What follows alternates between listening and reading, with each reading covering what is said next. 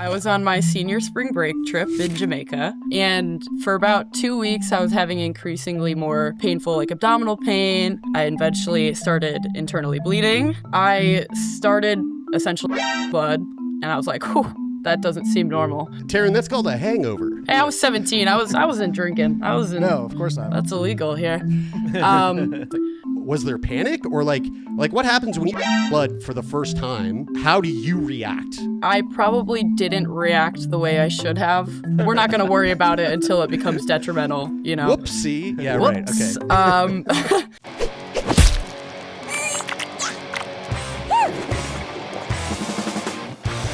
Okay. Okay. Taryn, I'm gonna kick this off with a question right off the top, just so we can break the ice and all be on the same page here. Taryn, how comfortable are you with talking about poop? Oh, too comfortable. Okay, great. All right, good. Yeah. Good. I'm glad, because if you had said not comfortable, I would have said, well, why did you sign up for this? There goes all the questions I had. Yep. I think we're all too comfortable with talking about poop at this Hell point. yeah. Yeah, it's been, well, Relative to the broader public. Speak for yourselves. Well, before we started recording this, Taryn, you were saying that you just recently started listening to the podcast, and you're going through it all, and you're going through from the beginning, and we've been doing it for 10 years. We've talked about shit quite a bit, and even when it's not relevant. Oh yeah, even the actual totally. Right, and yeah, too comfortable. Luckily today, it has a lot to do with what you're dealing with, Taryn. Taryn's a part of the UC community. Woo, shout out. What does UC stand for the uninitiated? It stands for Ulcerative Colitis. So it's a type of inflammatory bowel disease, kind of like a sister disease to Crohn's.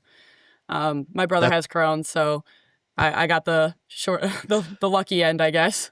The better one. That's What's really the literal sister disease to Yeah. Crohn's. I feel like there's a bunch of things that we've talked ad nauseum about on the podcast that I feel like I'll never really remember the difference between the two of them. There's leukemia and lymphoma, and non-Hodgkin's lymphoma. I know that those are different things, and I know we've talked about them a bunch of times, but I never really remember the difference. The one thing I remember about Crohn's is that it makes me think of a donut. So it's like the hole from the opening to the from the top of the hole to the bottom of the hole is where the inflammation exists. But what is the top? It's a whole system. Crohn's is a whole system disease, whereas colitis is a part of the system. Correct. So right? Crohn's is anywhere from your esophagus to your colon, and then UC is more just concentrated in the colon and the large intestine. Okay, so very specific to the colon and the colon is the large intestine. Yeah. Do you have all of your colon? I do. Nice. Thankfully. Nice. He doesn't. Not gone yet. Well, keep on listening to that podcast because you're in 2016. When you get into the season in 2017, I lose 75% of my colon. Another wow. spoiler alert. Yeah. I'm just spoiling the show for you.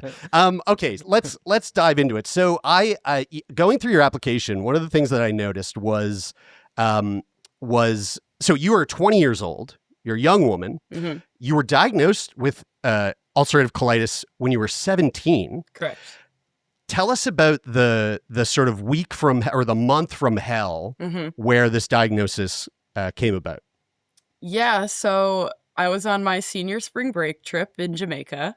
Oh, Nice. That actually finished okay. I got home. And for about 2 weeks, I was having increasingly more painful, abdominal pain. And then I eventually started internally bleeding. So, Taryn, that's called a hangover. ooh, yeah.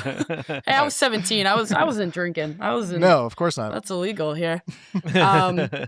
But yeah, so I started essentially shitting blood, and I was like, whew, that doesn't seem normal. I was still going to school. I was still going to volleyball practice. I was attempting high school track at the time. Not going great, but hey. And sorry to cut you off, but yeah. when this occurs and you start to, well, let me ask you this. So you're 17. I'm trying to put myself in my shoes when I was 17. If I saw if I saw blood in my shit, Mm-hmm. or for all the doctors that listen, blood in my stool, Mm-hmm. I would be. I think that would like set me. That would be like immediate panic. But for you, and I don't know. Maybe there's a bit of a gender thing here, where like I also don't bleed from anywhere else in my body ever. So like that's something that like at 17 you're probably naturally doing or kind of getting used to, familiar with at least. So like was there panic, or like what happens when you shit blood for the first time? How do you react? Well, to be honest, I probably didn't react the way I should have. I was very kind of like, oh, shoot, that kind of sucks. We're not going to worry about it until it becomes detrimental, you know? Whoopsie. Yeah, right. Whoops. Okay. So I did, since my brother was diagnosed before me when he was 17, I did know, like, okay, this is going to be a problem eventually. But I did continue to go to school, do all the extracurriculars. Probably not the best choice. But it got so bad where I did a stool test and I did a blood test, and it came back saying it was E. coli. And they're like, oh, you'll get better in like 2 weeks. Your body will fight it off. I was like, okay, cool. I'm fine with that. I can deal with that, right? It did not get better. I was basically bedridden for the next week. I set up camp on the couch in our living room, stopped going to school, stopped going to practices, and was kind of just hanging out. Couldn't eat much. I would throw it up. I was going to the bathroom like 16 times a day, shitting straight blood. Oh my God. Yeah, Oh God. It was brutal. When you say bedridden, like obviously, shitting a lot, it's kind of hard to like go to school and do stuff. Yeah. But is it like, do you actually feel like sick? Do you like not have any energy because obviously you're not really like processing any of the, I don't know, do you not like take in vitamins and stuff from the food that you're eating? Yeah, no, not at all. The only time I would get up was to go to the bathroom. The rest of the time I was either sleeping or just like in fetal position in a lot of like severe abdominal pain. Oh God. Like anytime I would move or roll over, I'd have to get up and go to the bathroom.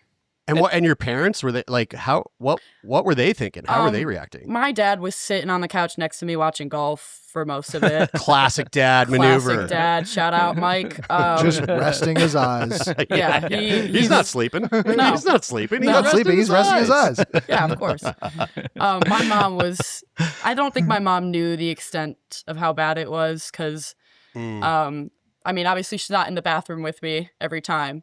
Right. And you're not telling her like, Mom, I'm shitting literal like gallons of blood. Yeah, she is still very upset with me about that. Oh wow. So Guys, wait. I'm sorry to put it this way, but you said your brother was diagnosed before you, and then you're going through this experience. I mean, I'm no detective, but wouldn't somebody be like, hey, what's your brother's name? Mason, isn't this, hey, maybe Taryn has what Mason has. Was nobody like? But they chalked it up to a coli. They said yeah, that's right. Did say it was E. coli. You've got the wrong. They identified the wrong. I mean, bad guy. also like your experience in this like acute moment. I mean, like I've been there traveling with like a stomach bug that for a very short period of time acts in a very similar way, where like you're throwing everything up, you're shitting everything out, and then eventually you literally feel like you are just like one step away from being dead. And that's the thing. Like if you get told by the medical professionals that like,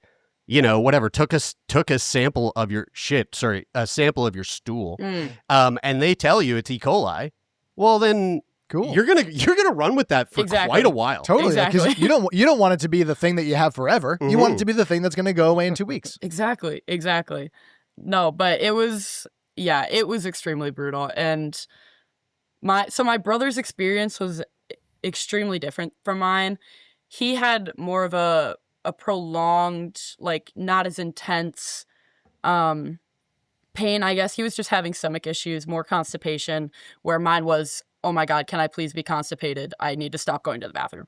Right. Yeah. Right. Classic first child shit. Yeah. Right. Literally. So at what point, like after, at what point do you eventually go, okay, this is a coli, like you're probably taking antibiotics, like it should be going away, but it doesn't presumably. So what happened next? They actually didn't prescribe me antibiotics until I went back the second time. Okay. They kind of said, you'll fight it off yourself. And then it didn't go away. So the third week I went back. I hadn't been eating or drinking a lot of water for like a week at this point. I go back to the ER. I'm there the whole day getting fluids. They finally prescribe antibiotics. And they're like, okay, if it doesn't get better in 2 days, come back. Surprise, it didn't get better. So I went and got admitted to the hospital. I was there for a span of 2 weeks. Oh, wow. Yeah. Luckily, I was 17, so I got to go to the children's hospital. Sick. Oh, And that means like free snacks, free ice cream. Free trips to the zoo. Exactly. Colorful walls. Make a wish, maybe, but no. But yeah, that was a terrible waste time it. as well. Don't waste that wish. Don't waste it. I guess we should also state you live in the U.S., which is a very different like experience healthcare wise to up here in Canada. Sometimes for better, sometimes for worse. Yeah. In this case, like I don't know, like was there do you know, or do you recall, like was there at any point like, oh, she's going to be admitted for 2 weeks, like were your parents in a place of like, holy, this is going to be really bad for us, like for our bank account. Yeah. Or okay, oh yeah. Well, luckily we do have health insurance under my mom's job, and since my brother has Crohn's, we have stuff that will like cover kind of this, especially with the medication that I have to take. It's mostly covered. We meet our deductible in like the first month of the year, so after that, pretty much everything is covered, which is super helpful. But yeah, I mean, at the time, I wasn't worried. I was more worried about, wow, I'm gonna feel like this the rest of my life. It's never getting back to normal. But and you're so 17, so you're like in grade finishing grade 11 or in grade 12? You gotta say senior year, so grade 12. Right, sorry, senior year. We say grade 12 up here. Oh. We count our numbers up here. Wow. Senior year. And you were like, I think we should also kind of state the importance of volleyball in your life at that point and up to today, as you're playing like D1 volleyball for University of Northern Iowa. Yep. Basically the Caitlin Clark of volleyball. Yeah, right? basically. Basically. So for you, like a high performance high school athlete, what did this do to your ability to show up for the team, and B, how were you feeling about all this? Because like obviously your future is sort of dependent on this thing that you've been sinking so much of your time and energy into. Yeah. Well, we as a team, we come in the summer to train. We technically don't have to be here, but optional is never optional for athletics. Totally. But after my senior year, after I got sick, I lost about 15 pounds while I was in the hospital. Whoa. My muscles atrophied. I looked deceased. I have pictures and I don't even recognize myself. But it's really funny to look back because I'm just like, oof, you were going through it, girl, and you didn't even know it. Mm-hmm. But I was supposed to go and move to school around June 1st, and we had to push it off for 2 weeks. So the rest of my team was there training and getting to know each other. In university, you mean like you were making the jump from high school to university? Yeah. Yes. So they were all there. I came 2 weeks late. I still was not in the best shape I could be in, or honestly should not have been doing the workouts they were doing. Our team is kind of known for being, cardio heavy or doing much more like mental toughness stuff than we possibly need to or should be doing, especially in the summer. But I show up And none of them know me. I don't really explain anything, so that's not just something that comes up in conversation, right? A lot of them thought I had a heart problem. They just assumed? Yeah, like, I think you look, you kind of look like, I don't know, like someone with a heart thing. Yeah. You're like, it's the heart. It's the heart in my butt. I get that though. Butt Like, hurt. Very well. like the idea of showing up as like a 17, 18-year-old to like a rookie season with a new team with, the university seniors or whatever you call them, university. Yep, that's what you call them. Yep, they just reset freshman, sophomore. Yep. and like it's very intimidating. Tough under it any can be. circumstance. Totally. Yeah. And you're showing up late and you're not going to like walk into the room and announce like, oh, this is what I was dealing with. Just like, I don't even know you people. So it's kind of intimidating, anyway. Yeah. Was that like, was it sort of like that for you? Yeah, kind of. I essentially was more just focused on myself. Even like our schedule in the summer is just workout in the morning and then you kind of have the rest of the day to yourself. So I would show up to workouts at 7 a.m. We'd do a really hard workout. I'd be dying on the ground and everyone would just kind of be standing there like, ooh, she's not okay. Yeah, she's dragging the team down. Are the coaches with all of her heart bullshit? Yeah, are the coaches and staff like, are they tuned in? So our coaches are technically not allowed to be there, but our strength coaches and our athletic trainers are there. They do have somewhat of an idea of what I went through and what I have, but this is all new to them too. I mean, it's new to me, and kind of just the hardest part was kind of finding my limit of, okay, how far should I push myself, or how far am I gonna allow myself get to before, wow, this is really not an okay spot for you to be in. And I do find this sort of like modality of approach or mental sort of Jenga of approaching this somewhat like, somewhat severe and like serious medical chapter in your life.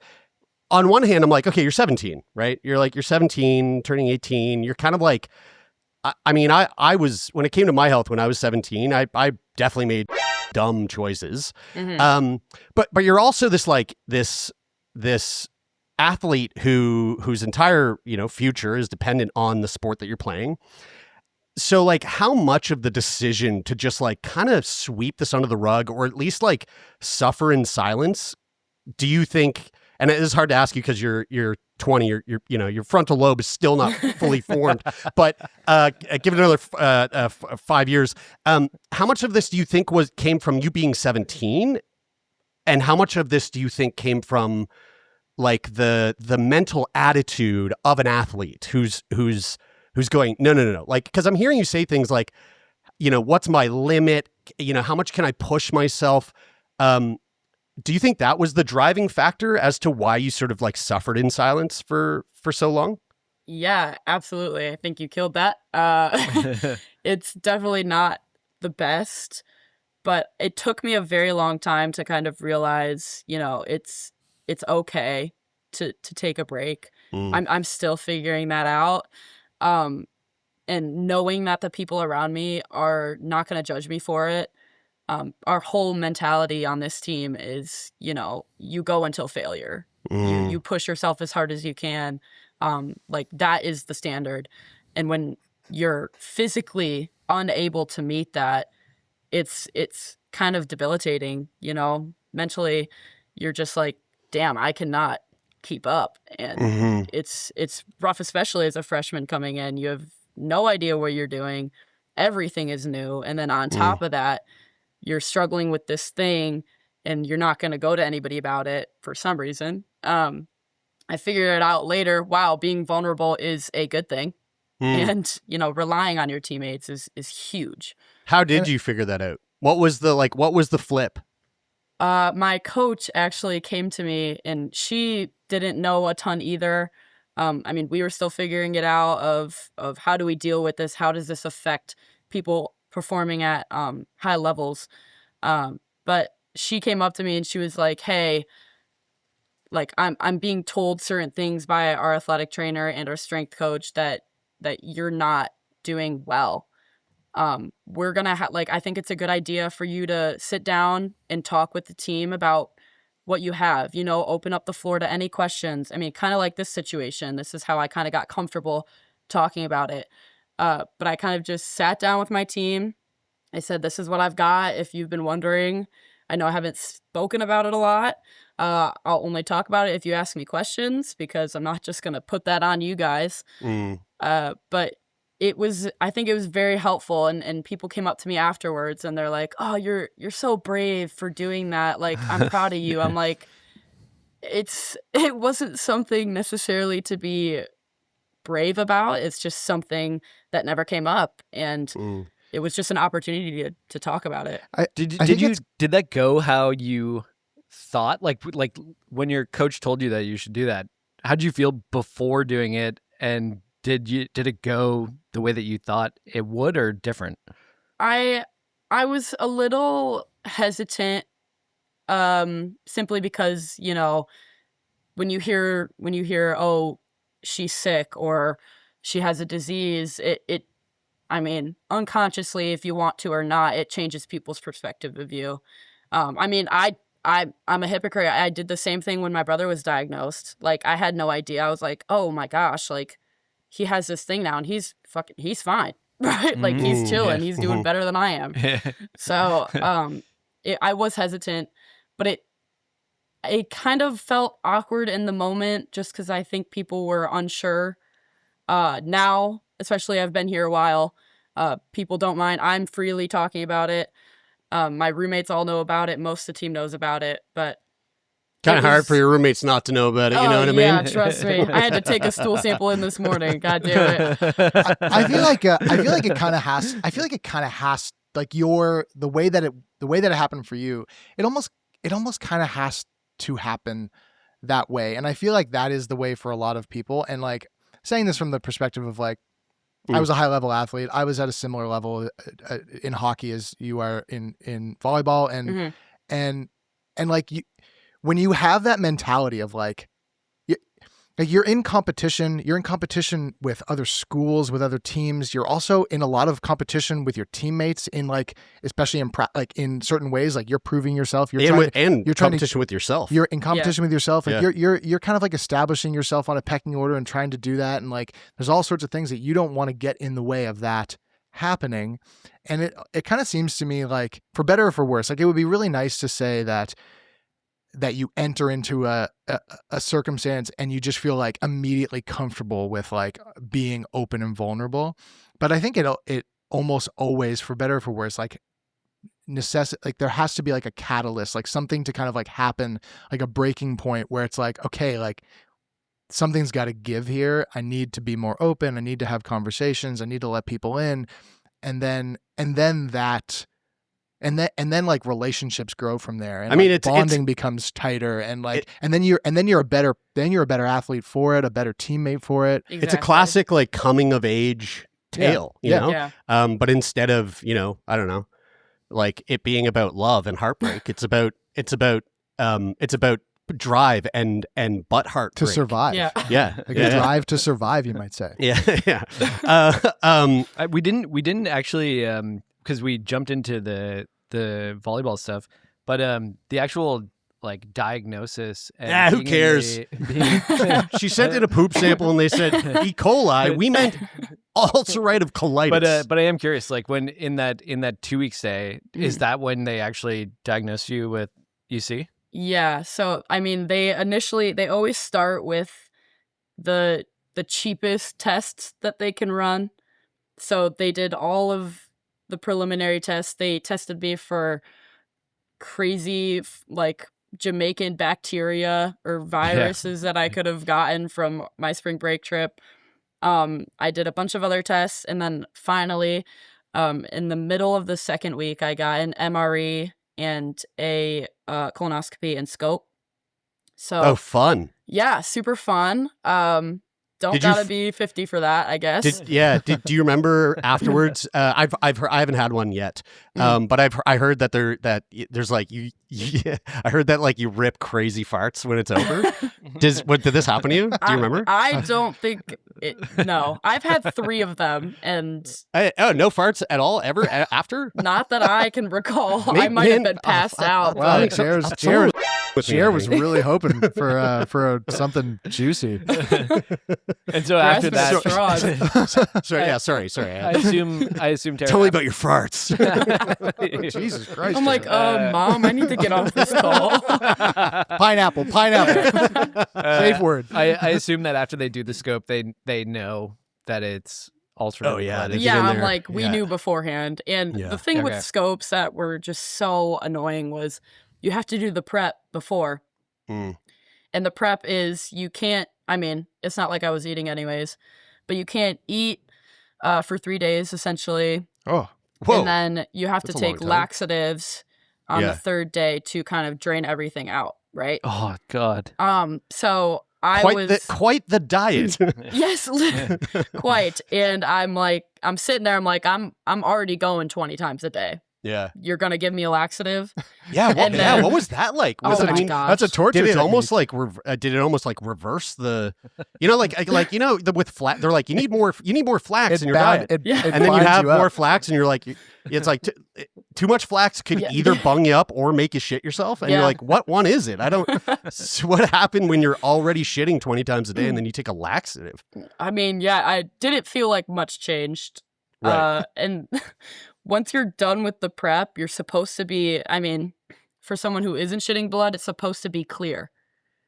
So, okay, clear blood. Yeah, so I'm shitting blood, and they're like, well, this isn't clear. We can't do the colonoscopy. And my mom freaked out. Yeah. She's like, are you kidding me? She's been doing this for a whole day. Look at her. Like, blood is opaque. You're not going to get a clear sample from this. Yeah.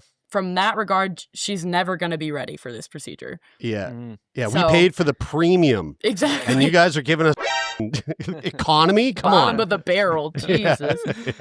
But yeah, thankfully I was able to get the procedure done. And they're like, so it's E. coli. And we're like, or UC. And we're like, yeah, we know.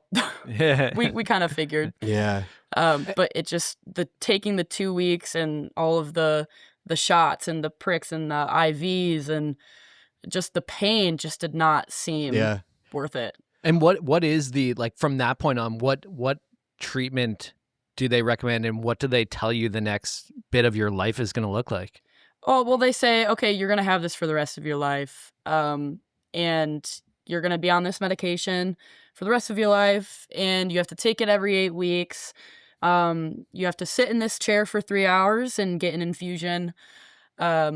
Okay. Whoa. And what is it? Are we talking like steroidal or biologics? Like what is the? It's a biologic. Okay. Wow. So you get an infusion every 8 weeks. Yeah. So and I mean, do you live where you go to school? Do you shit where you eat? Sorry, bro. Sorry. Where you go to school right now? Is it close to your hometown where you grew up or? No. So I'm from Michigan. Oh, originally. Sorry. Yeah. So, moving out here was a big. It's about 8.5 hour drive. So once I'm out here for good.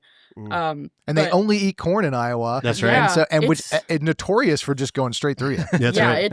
it's terrible. But you can actually eat that for the 3 days leading up. Yeah, because they're like that'll just come out unchanged. Yeah. So do you? It's called the pellet clean out. Do you go to a hospital in Iowa to have that infusion every 8 weeks, or do you have to go home? I did initially, and then for some reason, insurance was like, you can't do that anymore. So now I get them in-house. So I get a nurse come to our house and set up in the living room, and I just sit on the couch and I have my own IV stand. What the fuck? Your insurance company was like, no. No. We're not. Look, we're not going to allow you to go to the hospital. All right, you're not going to be wasting our dime there. We're going to send a professional to you, that sounds fantastic. And she'll massage your feet while she does the infusion. Yeah. That's crazy. Did that make you feel better for the convenience, or were you uncomfortable thinking of like being with? Oh yeah, your roommates your friends being like, "Who the fuck is this? Who's yeah, this lady?" you're like all of a It's sudden. like, wow, who's Jessica showing up at our house? At first, I was kind of like, I don't really want this like in my home, you know, because I have all the materials. But then I was kind of like, okay, it's more convenient for scheduling purposes. You know, we have a busy schedule, and the nurse can come on Sundays, which is very helpful. So I just get them done on Sundays, and then I'm good for the rest of the week, and don't have to worry about scheduling around practices or classes and stuff like that. And in terms of side effects of these biologics, what does that look like? You know, I know that like as an athlete, like, you know, if you have to take antibiotics or something like that, it's like it totally nerfs your ability to show up 100%. So with biologics, specifically the ones that you take, do you find, like, are there any side effects tied to it that you notice or feel? Or sometimes, I mean, right after the infusion or kind of during, I'll get a headache or a migraine. I usually just get really drowsy. And the next day, obviously Sunday and then Monday, we have lift at like 6 a.m. So sometimes those days are really tough to get through physically. And my coaches know, and I let everybody know, I'm like, hey, really not feeling it today. It might be a rough one. But honestly, I've been very fortunate enough to not have any like allergic reactions, or my medication getting too low could be really dangerous. But I haven't had a total flare up since being on the medication, which has been great. Sweet. So you've like gotten on top of it. Yeah. And like, how long did it take to get on top of it? And once you did, was it, you know, outside of the I've got to get this infusion every so often, was it sort of like life kind of continues as normal now, like as it did before-ish? Yeah. It took, I think, about a year for it to fully kick in. Once I hit my 2-year mark, they officially said I was in remission. So it can always come back, but it's been a kind of a battle of figuring out, okay, how much medication do I need to last me those 8 weeks in between each infusion? And if it does get too low, okay, can we shorten the amount of time in between infusions, or do we have to bump up the medication level?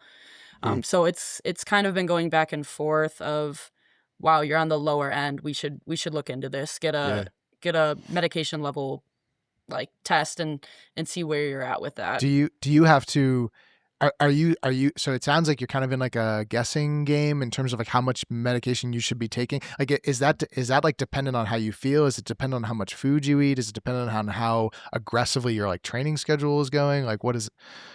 Yeah.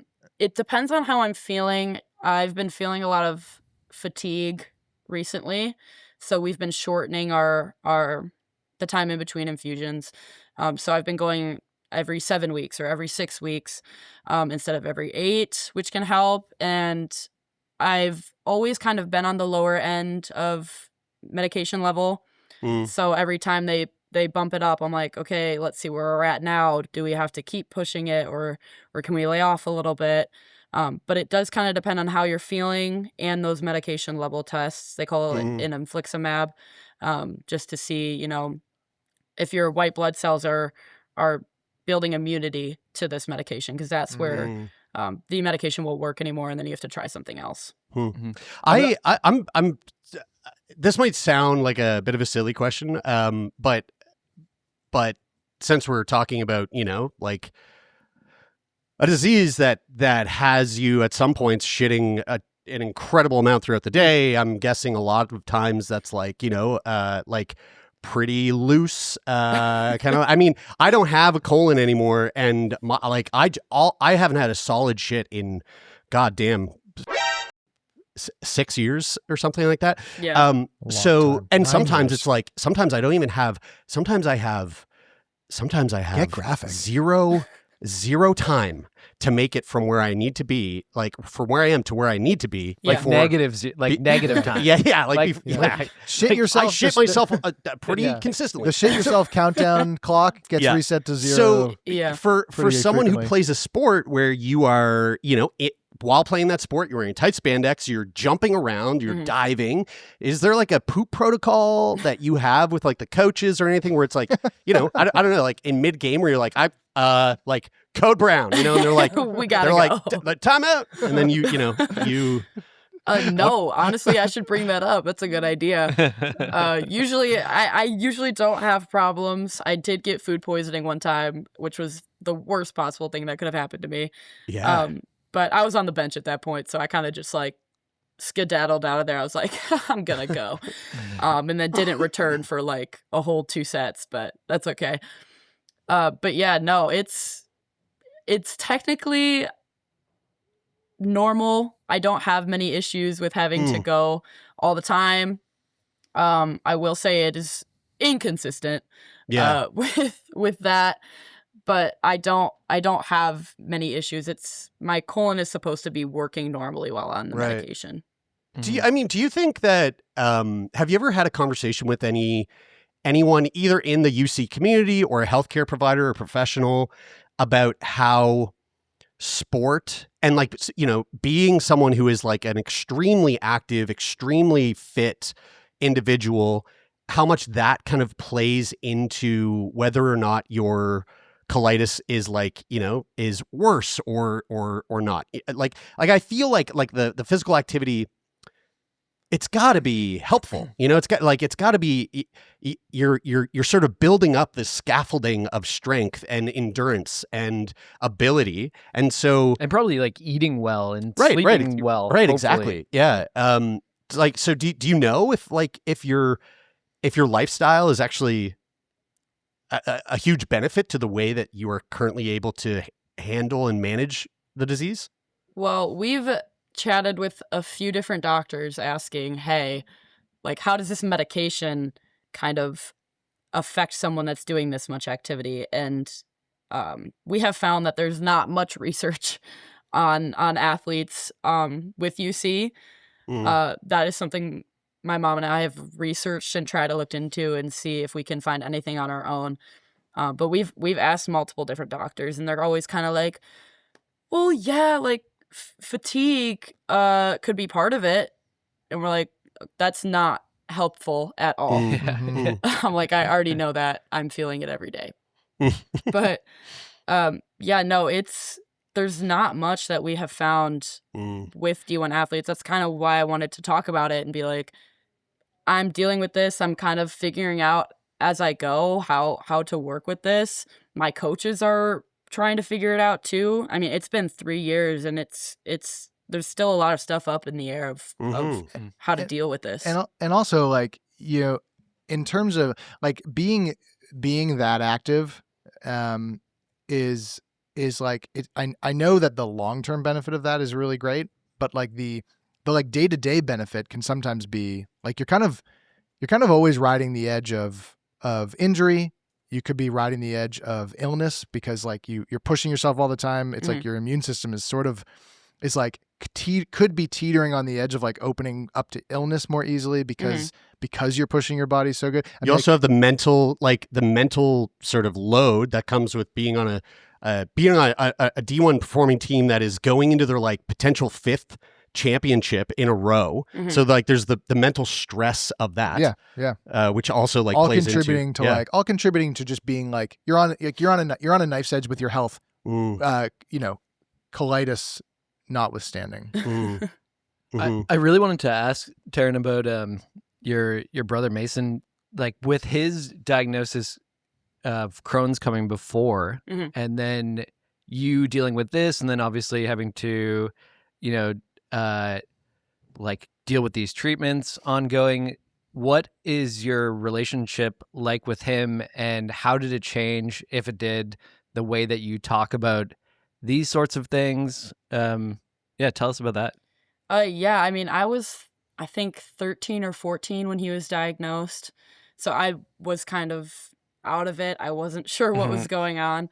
But as I've gotten older, I've really like looked up to him in that sense where he has never been like, oh, why me? Why me? Like, why did this have to happen to me? Why am I the one having to deal with all of this?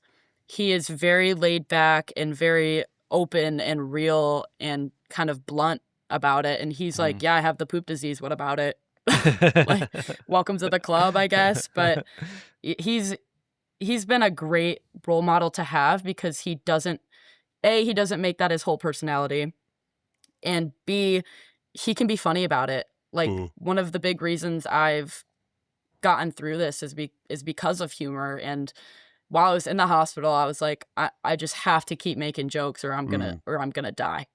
Yeah, and poop joke, like low hanging fruit. I mean, you won, you got the lotto there with the humor. The reason it's so easy. Yeah, one of the reasons why I'm curious about that too is because, you know, like even knowing Jeremy since I was like 10 or 11 or 12, and knowing that he had CF, it wasn't until we like actually started this podcast that I actually really got to know about CF.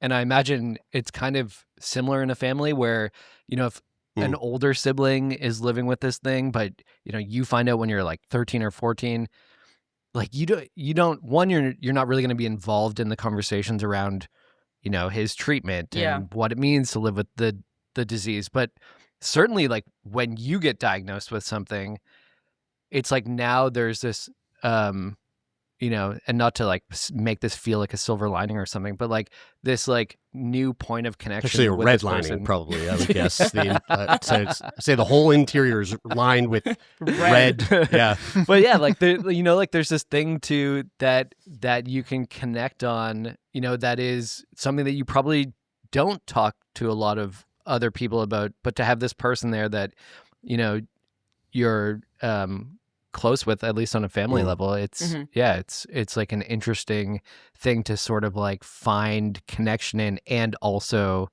it can suck to like So wait, your brother has it. You have your brother has Crohn's. You have UC. What are your mom and dad like that? They just get off scot-free? Yeah, they're fine. Sons of bitches. Wow. I know. My sister was having some stomach issues, and now she's a nutritional guru.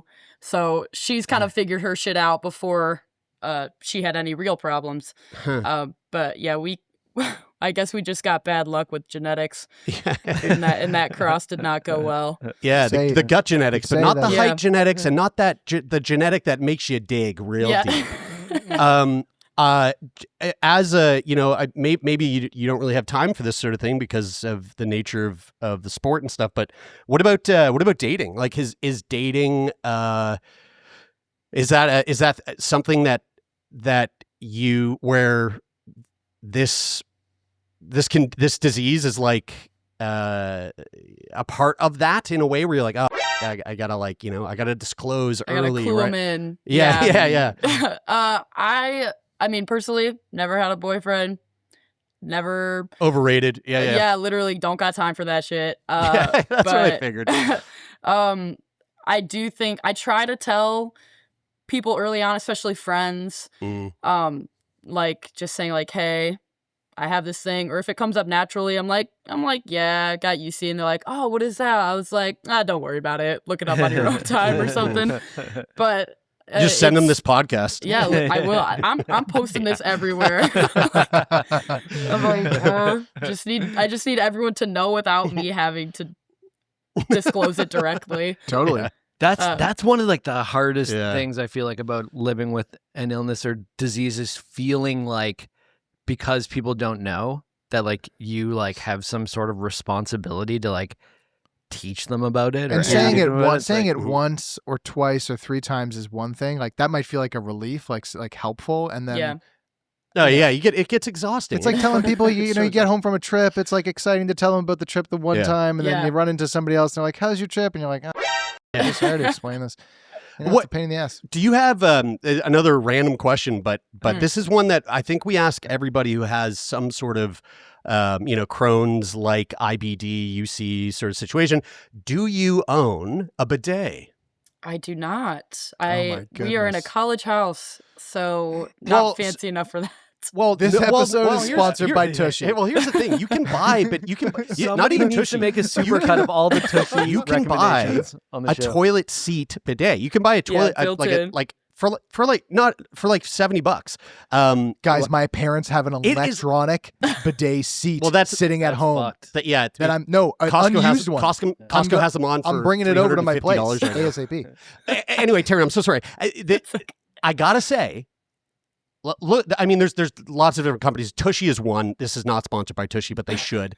But I'm telling you right now, Taryn, it will change your life. I've heard, all your roommates who don't even have. It is. It absolutely is. And there's a weird I got thing no poop in problems the West. And it changed my life. There's a weird thing in the West where people are weird about it, where they think it's like, I don't know. They think it's gay or something. They're like, dude, it's like people don't wash their ass because they think they're gay. I'm like, what are you talking about? They're like, I'm gonna spray my ass with water. My nephews were over one time, and I was like, oh, you guys should. It is. I was like, you guys should use the bidet, and they were like, oh my god, I would never do that. And I was like, okay. You go inside. You go outside. Insane. You go outside. You play in the mud. You come inside. You got mud on your hands. Do you wash them or do you just rub them with a dry towel? I mean, the best thing I heard was someone said, if a bird shit on your arm, are you going to use water to wash it off, or are you just going to smear it in with with toilet paper? And of course you're going to go, an aggressive oh, word. Absolutely, I'm going to use water. Anyway, for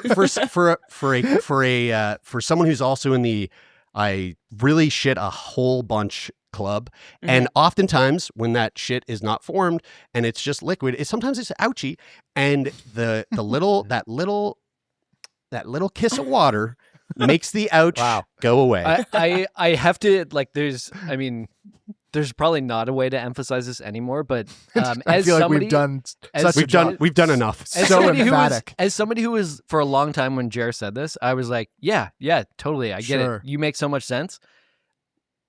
Until I actually bought one and got it, I didn't truly appreciate how amazing it is. It's like how you can't imagine what it's like to have a kid until you have one. Yeah, it's literally in the same. It's in the same realm. Probably the exact, because I don't have a kid, so I don't know, but. If I'm anywhere, you do know what it's like to have a kid, because you know what it was like to have no bidet and then a bidet. That's right. Okay, perfect. Yeah. Okay, that's what I thought. Taryn, what would you say is the biggest thing that ulcerative colitis has taken away from you?